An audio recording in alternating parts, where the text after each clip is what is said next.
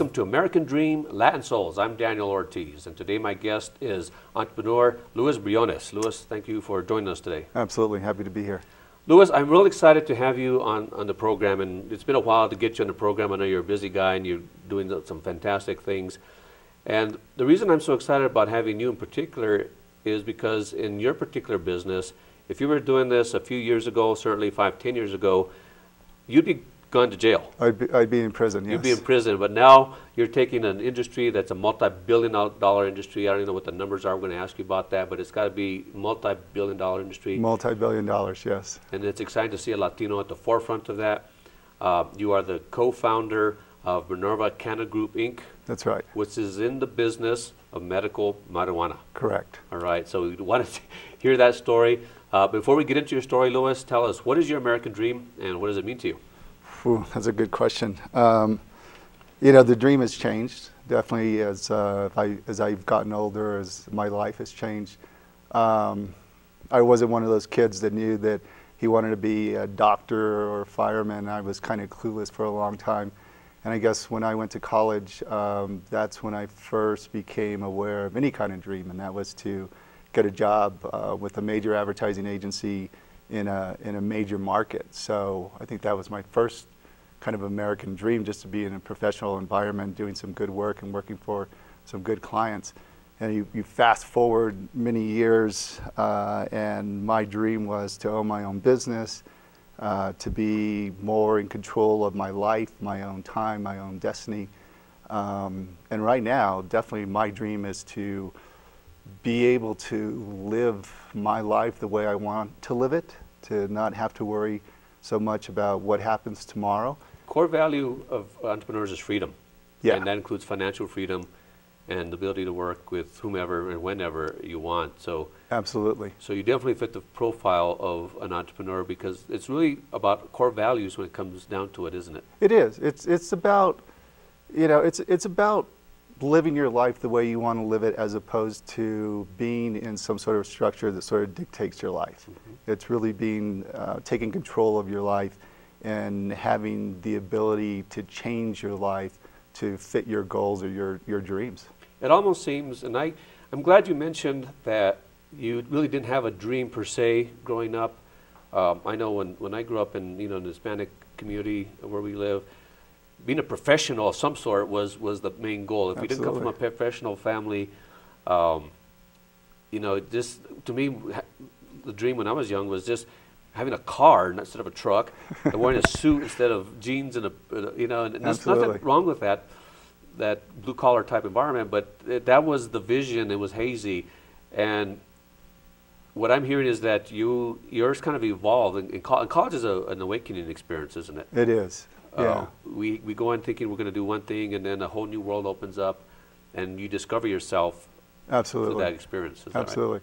Yeah, I mean, I remember, talking about, or just listening to you, I remember some early experiences when I was in college and even late high school, where I had a friend that lived in Southern California, and I had an opportunity to go out there and see places like Beverly Hills and Santa Barbara and Montecito, and some of the Hispanics I would see in those neighborhoods were the guys mowing the yards, or the maids waiting at the bus station to go home. And these neighborhoods tended to have a lot of walls and a lot of gates. And I remember thinking to myself, as I get older, which side of the gate am I going to be on? And how do you get from where my grandfather was to where my father was to where I wanted to be? And I think that your early experiences in college and even in high school can help shape where you want to be or what your aspirations are going to be. What the vision is. So tell us about Minerva Group, the company you founded and the industry you're in. I was thinking, we talked about this I think yesterday, is how many words are there for marijuana? Oh God. and I don't want to go into it. That's the recreational stuff, but you're not in the recreational business. You're in the medical business of marijuana. But so tell us about your business. So it's Minerva Canna Group, and Minerva is the Roman and Greek goddess of wisdom and medicine. Okay. So we thought that was an appropriate name. And Minerva is a legal medical cannabis producer in the state of New Mexico. There's 23 in the state of New Mexico. We're licensed by the New Mexico Department of Health. and we grow and distribute cannabis in various forms to New Mexico cannabis patients. Okay, these are cancer patients or patients that are in some type of... That's right. There's 16 qualifying conditions. Cancer is one of them. PTSD in the state of New Mexico is the largest group. PTSD is post-traumatic stress disorder. Okay, so our guys come back from Iraq, absolutely. men and women come back. Yes, so that's so they're licensed for that? They are. They're licensed. Or approved? Yeah, you can go through the state to be approved. There's a licensing process. Okay. But PTSD is one of the qualifying conditions. All right. So I'm going to talk about that in a minute, but I want to talk about the industry because it's huge. And I think nationally Americans are coming around, and you probably know the statistic better than I do, coming around to wanting to legalize or make marijuana legal. And it's been a challenge, legally for years. Whether to legalize it or to make it, non-criminal. Right. And I don't know if you have any statistics on how many individuals are in prison for small amounts of marijuana, and they're wasting their lives and they're costing the state and the government millions of dollars over the years. So tell us, what is the industry in dollars nationally? That's a good question, and no one really knows because the majority of it is still underground, if you will. Mm-hmm. But the conservative estimates are anywhere from $35 to $40 billion is the industry. And this is just for the medical aspect of it? For the entire industry. Even the recreational? Even the recreational. Okay. But the number goes as high as $120 billion because you can do the math a lot of different ways. Mm-hmm. To determine what the size of the market is, but no one really knows. But without a doubt, it's in the tens and 20s and 30s and 40s of billions of dollars. Not to mention the fact that if it was legalized, the billions of dollars that would be saved in having people incarcerated would be a ginormous number. And a lot of economists have done the math on that. And the numbers are huge. And that's why you're seeing more and more states legalize medical marijuana because it is taxed both at the, at the retail level. Typically, the tax revenue alone would be huge. It's huge. Mm-hmm. It's huge. Oh, we tax alcohol, wine, spirits. We tax cigarettes. Why not marijuana? I mean, it makes a lot of sense. Exactly. Okay. So let's get back to the business. How does the business start, and what does it actually do? How does one get into the medical marijuana business? So there's always a huge licensing process, and the application is pretty thorough. And various states are looking for various types of qualifications. In New Mexico, I got into this business in particular because of my brother. My brother is a horticulture major. He has owned and run his own nurseries. So he knew the growing end of the business. He also knew the retail end of the business. I live in California as well as in Santa Fe, New Mexico.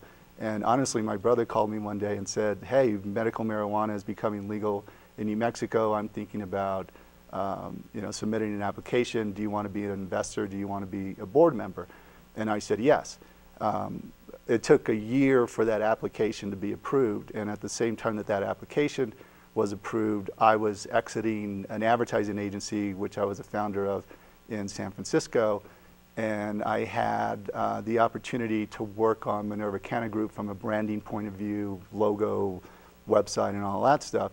It became pretty... So he's product and you're marketing, and you're a marketing guy. And those teams, we learned like in Apple, all the focus is on Steve Jobs, but Steve Jobs and was it the guy's name, his partner? Wozniak or whatever. I mean, those two got together. Same thing with Microsoft. Bill Gates gets all the attention, but he also had his partner, Paul Allen, and they're kind of out of the way. So great 1-2 punch here with... Yeah, it was pretty similar. My brother, did a tremendous amount of work in getting the grow facility up and running. And without the grow facility, you don't have any product. And I think we've got some photos of your facility. So you said earlier this is a vertically integrated business, which means that you, from the very beginning, from the growing to distribution and in between, you handle all those aspects of the business. So that's right. Tell us about this photo here.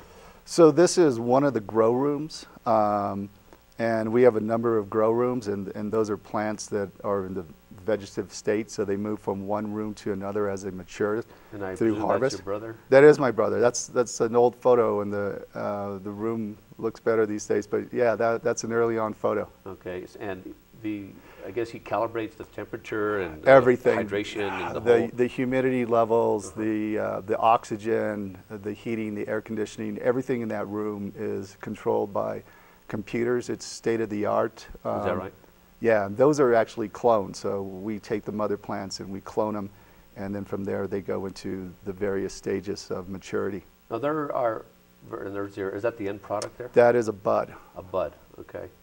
What's a bud? I'm sorry, I don't know the bud is, so on a marijuana plant, the flower, if you will, or the bud is the most valuable product. That's what you would smoke. It has the most medicine, the cannabinoids. And it's red and green. I can see it's like our chili here. It's red or green. But yeah. And each strain is different, so each bud will look a little different depending on the strain. Now, there are different varietals of marijuana, I presume, the plants, yes. And some are more optimized for certain functions? That's right. That. So there's two main groups of marijuana, if you will. Okay. So one is called sativa, and one is called indica. And they have different characteristics. So indicas tend to be more of a sedative, more of a body stone, better for pain management. Sativas, on the other hand, tend to be more uplifting, more energetic, more euphoric. So like people with depression prefer sativas. People with a lot of pain in general prefer indicas. Okay. And then, but both plants have cannabinoids, which are chemicals, natural chemicals within the plant that interact with your body in different ways.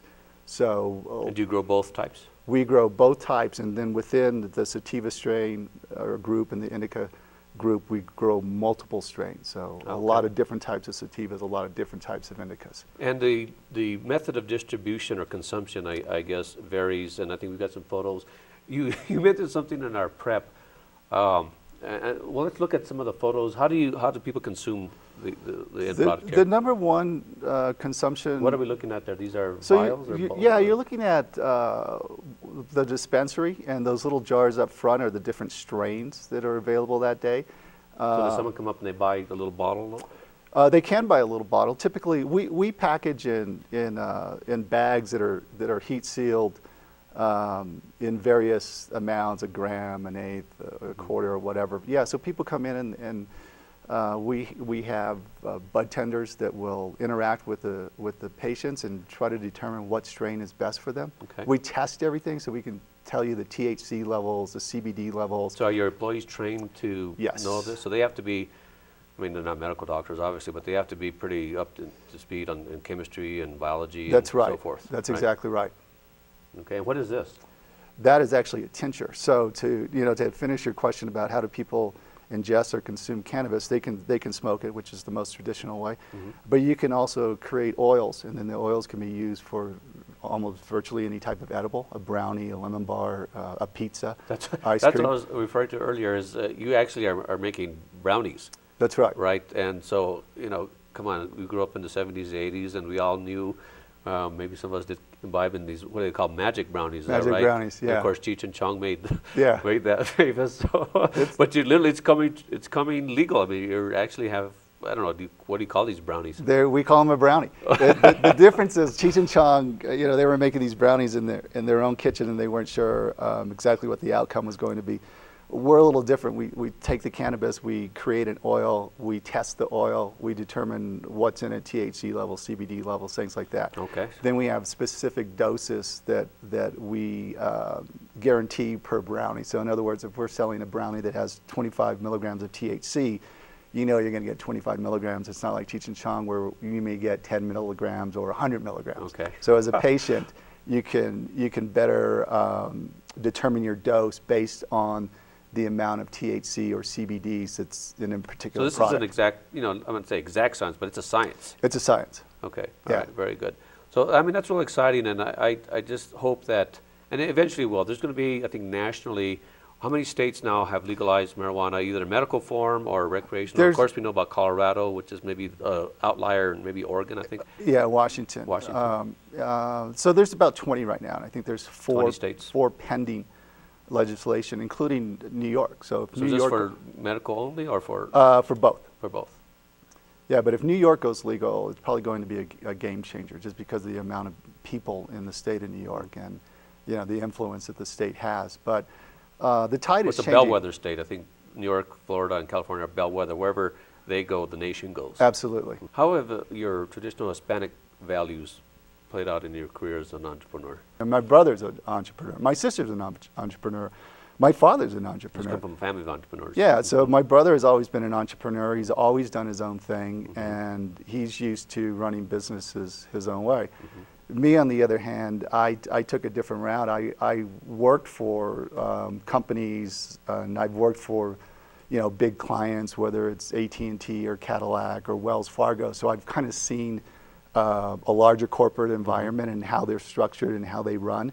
So working with my brother, we've had some difficulties in seeing eye to eye on how this business has run. So are you more structured and more business orientated, and him more, but that's a yin yang thing, right? That's really the best ultimate business, when you have someone who's creative and out the box, and of course they're always late, and they, there's those kind of issues, and then you have the corporate, because you need to be a business. And one of the things I've seen in a lot of businesses is when you have too much of one area, if you're too structured, if you're follow the rules, you don't grow, and you can't move fast enough. Yeah, and you're working in the past. You don't see the future. On the other hand, if you're way too, I wouldn't say too creative, but you're way on the right brain side, where you miss business practices, and you think that it doesn't matter, and you forget to file your taxes and all that kind of stuff. And there's a lot of business that fail with that. So having the best of both worlds, I think, is ideal. Absolutely. Yeah. Yeah, we've seen that, because you want to be nimble enough to evolve and move quickly, but at the same time you want to be structured enough to really put in a strong a foundation that can support growth as you move along. So yeah, the two of us have different strengths, but I think we work well together. Good, good. But at the end of the day, you're still brothers, right? Exactly. No matter what happens. So whatever you say, it's like, okay. That's very cool. Tell me, every business has challenges, being a business, but I would imagine your business in particular, because it's new and the nature of the business, and there's still a segment of the population that just anti-marijuana, regardless of the beneficial uses of it. So, of course, the entrepreneur path is not the easy path in life. There's challenges being an entrepreneur. So tell me, Louis, what some of the challenges that you've faced, and how did you overcome them? In this business in particular? In general, and in this business in particular. In general, being an entrepreneur is taking risk, and sometimes you just have to be willing to sort of jump off that bridge and build the wings on the way down, and sometimes jump and the net will appear, right? Yes. Right? So sometimes you fall in the net. Sometimes you fall and you're caught. Can you give us an example? Well, yeah. When I was with my advertising agency, I left a job where I was a vice president of marketing for a software company, where I had a salary, and I could pretty much do the math and determine what my bonus was going to be and what my raise was going to be and that kind of thing. And I chose to leave that and join these guys, where it was completely up to us to make our own payroll and make our own salary and kind of create our own destiny. And that's being an entrepreneur. In this business in particular, in the cannabis business, it's even more difficult, because there are federal regulations. I mean, it's still not federally legal. So in theory, the feds could come in tomorrow and take everything and wipe it out, and we'd be out of business. It's tough to work with banks, because the banks are FDIC, so they have federal regulations. So the banks constantly kick us out. They just stop doing business with us. I can imagine that scene where you come up to a banker and you say, "I want to start a business. What's your business? What's marijuana?" I want to see that expression on their face. I mean, they're ultra conservative, right? Yes and no. Now there's banks, there's traditional banks, and there's other banks. There's investment banks, and there's credit unions. Yeah, the money tends to be very expensive in the cannabis industry because of the risk. So if you go to so are you leveraged to some extent? We're not leveraged at all. Okay. We've been very lucky in that we were able to self-fund the business from startup, and we have not had to invest another dime in the business, and it's profitable, and it's been doing well. But if we needed to go out and raise money, we could not go to a traditional bank. No one would lend us money. Okay. If we went to an angel investor or a VC or a hedge fund, they would want a huge chunk of equity, or they would charge us 25, 30% on the money. Right. So it's tough to raise money in a traditional fashion in the cannabis industry. A lot of people climb the ladder of success, so to speak, and find out it's leaning against the wrong wall. Right. Right. But you did something about it. You took a leap of faith, started off your own business, and here's the result. Yeah, and I think you're exactly right. And you have to determine what success is for you, or how high up that ladder you want to climb. I mean, like personally, I never wanted to rule the world. I mean, personally, I love having freedom to go out and work out, or when I want, or to be able to work on the ventures that interest me and work on them in the ways that I want to work on them, and work on them from different parts of the United States or even the world. I mean, just having that personal freedom to do it the way you want to do, to me, is a huge measure of success. Yeah, inspire others as a result. So I don't know about that. We've got I'm inspired. So, we've got a minute left. So I'm going to take that minute, and I want to ask you, what advice would you give to anybody, an entrepreneur who wants to start their own business, or maybe somebody is very successful, maybe they're working for a company, large corporation, they're secure, they've got it made, but they're not fulfilled. What advice would you give them? I would give them the advice to get started. You know, you're not going to win the lottery. So if you're thinking that, oh, someday everything's going to change and then that's going to be my opportunity to do really what I want to do, it's not going to happen. So if you have an idea, or if you want to do something, just start doing it. You don't have to quit your job. You don't have to give away that security that you currently have to write a business plan, or to start doing research, or to start bouncing the idea off of your friends, or to start looking in your network about, try to determine maybe where some of the seed money is going to come from. So, just get started and work on the idea, and eventually do it, because you have to do it. It's not going to be done for you. And if you just keep waiting and waiting, it's never going to happen. Right. And there's never going to be the perfect time to start doing this other thing. That's absolutely true. You just have to work your way towards it, and you can chip away at it a little bit at a time and do it. So you don't have to jump off that cliff immediately. You can build up to that point and get the infrastructure and set it up. The other piece of advice I would give too is to keep your eyes open for opportunities, because sometimes they're out there and you're so focused on what you're doing that you don't even realize it's an opportunity. But if you just stretch yourself a little, you understand that maybe you can get involved in this other thing, and it could grow into something bigger, as opposed to just thinking, well, this is what I'm doing and this is what I'm focused on, and this is the only thing that I have. You can change it. And you can change it. Yeah, just be open-minded. Right, very good. Well, Louis, thank you for sharing your story. You're very inspired, and we wish you much success in this new business. I know it's helping a lot of people. Absolutely. That absolutely need it. So that's, I think, a big bonus for an entrepreneur is being in business where you make money, yes, but you also help others. Yeah, that's been a nice part of it for sure. Okay, great. Louis, thank you very much for joining us. And I'd like to thank our audience for joining us on this edition of American Dream Latin Souls. Be sure to visit us on the web at latinosuccess.com.